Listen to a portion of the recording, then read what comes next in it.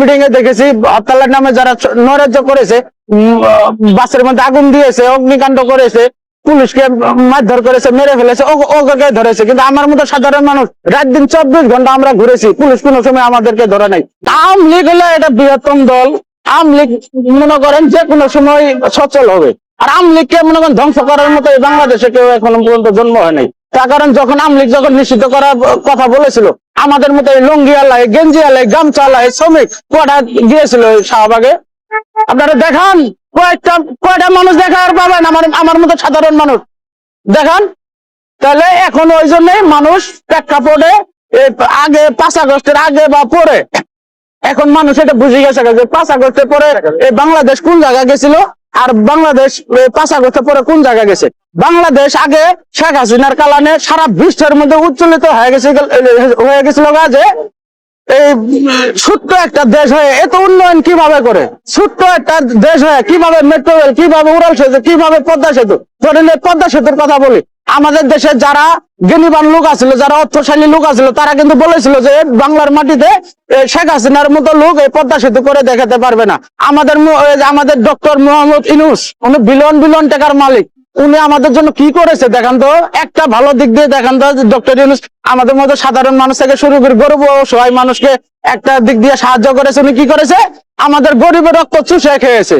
এই গ্রামীণ ব্যাংকের জ্বালায় কত মানুষ ফার্স্ট টাঙ্গা হচ্ছে কিস্তির জ্বালায়। তাহলে উনি কি করে গেছে যে করে গেছে। আরে ওই ডক্টর ইউনূস এই বাংলাদেশে 14 মাস থাকার পরে নাকে খোপ দিয়ে গেছে। ওই ডক্টর ইউনূসের মতো কাম বাজে নাই এই বাংলাদেশ চলানি। ওই ডক্টর ইউনূস ওই বাংলাদেশের এই ব্যাংক, বিশ্ব ব্যাংক পর্যন্ত নাগরিক দিয়েছিল যে পদ্মা সেতু করতে পারবে না। ওই বিশ্ব ব্যাংক পর্যন্ত ঋণ সহায়তা থেকে বাতিল করেছিল। কিন্তু শেখ হাসিনা বলেছিল বাংলার মাটির টাকা দিয়ে পদ্মা সেতু করবে, কিন্তু শেখ হাসিনা করে এটা দেখা আছে। আজকে যারা দক্ষিণ অঞ্চলে যারা আছে ওরা বুঝবে না যে শেখ হাসিনা পদ্মা সেতু দিয়ে কি করেছে। আজকে যারা মিরপুর থেকে যাওয়া আসা করবে না মেট্রো রেল দিয়ে, ওরা বুঝবে না যে শেখ হাসিনা এটা কি করে গেছে।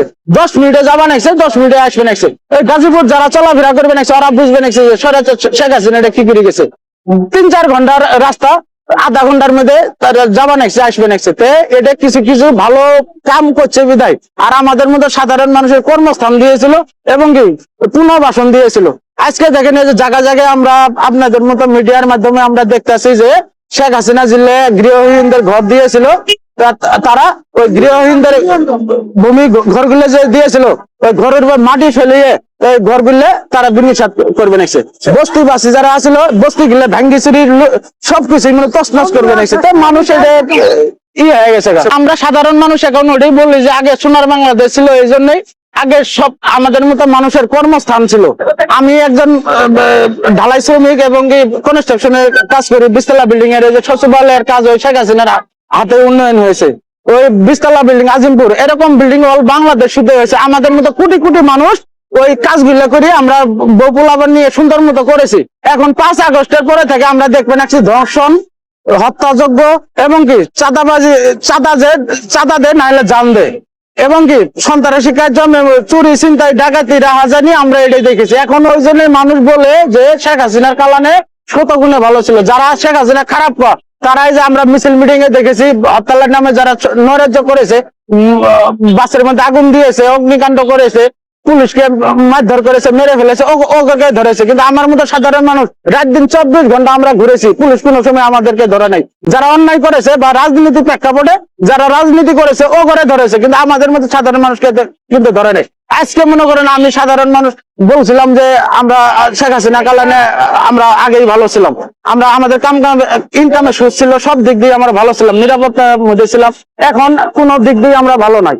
এখন ওই জন্য আমাকে অমানবিক ভাবে 43 দিন জেল খাটানো হয়েছিল। তাহলে কিভাবে আজকে দেখেন প্রত্যেকটা জেলখানা যায় দেখেন তারা বাণিজ্য শুরু করছে পিডব্লিউ দিয়ে। আমরা যাবেন হবেন আপনাকে আবার ওই জেলখানা থেকে বলে দেবেন ওই থানাতে, যে থানায় আপনার মামলা হয়েছে যে আবার মামলা ঢুকাই দেন। আবার আপনি 2 লাখ 1 লাখ 5 লাখ টাকা নিয়ে আবার মামলা ঢুকাই দিতেছে। আবার মনে করেন কয়েকদিন পরে আপনি যাবেন হলো আবার পিডব্লিউ দিতেছে। এবার দিয়ে দিয়ে মনে করেন মানুষকে নিশ্চয় করবে নাকছে। মানুষ কি করতেছে? আমরা সাধারণ মানুষ এই রাজনীতি চাই না, এই আইন চাই না। আমরা চাই যে সব দল মিলিয়ে অংশগ্রহণ করুক, সব দল মিলিয়ে এক টেবিলে বসুক, বসার পরে এই দেশকে ভালো করতে এবং কি জনগণের স্বার্থে যেটা ভালো হবে ওটাই করুক। কিন্তু আমরা এখন পর্যন্ত ওই জিনিসটা দেখি নাই। যারা মনে করেন যে 5 আগস্টের পরে যে সব আমরা কর্মকাণ্ড দেখেছি, আমার বয়সে কোনো সময় এরকম কর্মকাণ্ড আমি দেখি নাই।